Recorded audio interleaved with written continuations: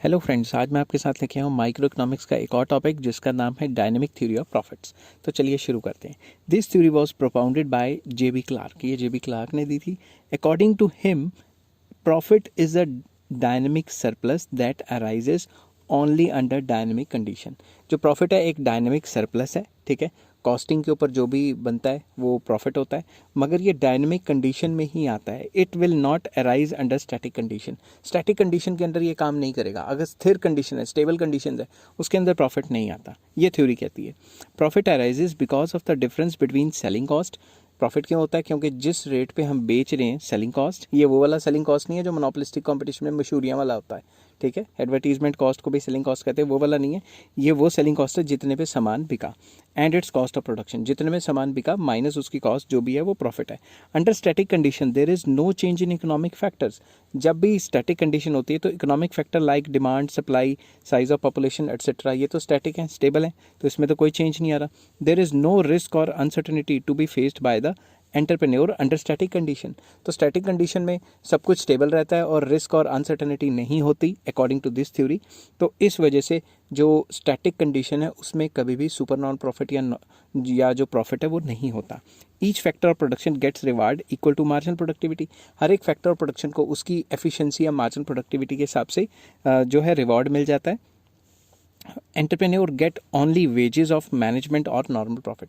तो जो एंटरप्रेन्योर है उसको सिर्फ वही पैसा मिल पाता है जो उसकी क्या कहते हैं जो मैनेजमेंट कर रहा है अपने बिजनेस को, उसके लिए जो तनख्वाह है वो मिल जाती है, या नॉर्मल प्रॉफिट मिल जाता है। अब मैंने नॉर्मल प्रॉफिट का डायग्राम बनाया हुआ, आपको पता है M C is equal to M R, M C cuts M R from below. तो E is the point of equilibrium.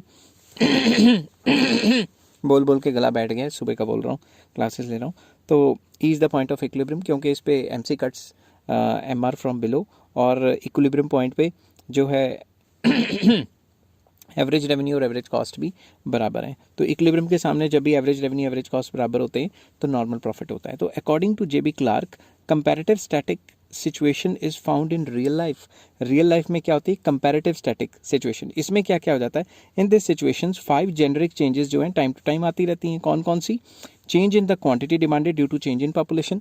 Population के चेंज होने की वजह से क्वांटिटी डिमांडेड में लगातार चेंज आता रहता है। Change in the pattern of demand. आप कभी किसी तरीके की चीज़ें खरीदते हो, कभी दूसरे तरीके की खरीदते हो, कभी सर्दियों के कपड़े, कभी गर्मियों के कपड़े, सीजनल चेंजेस की वजह से। Change in the technique of production. Technique of production change आती है, उसकी वजह से भी चेंजेस आ सकते हैं। Change in the quantity of capital.